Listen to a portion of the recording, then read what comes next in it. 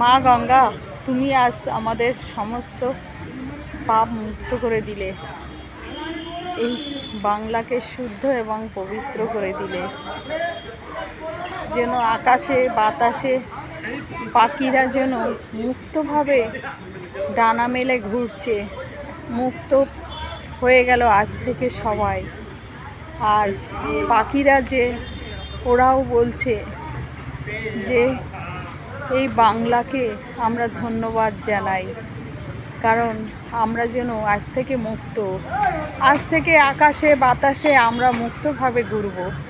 পাখিরা এই সুরে যেন তারা বলে বলে যাচ্ছে, তারা যেন এতদিন ডাকতেও ভয় পেত, তাই আজ থেকে সত্যি বাংলা মুক্ত।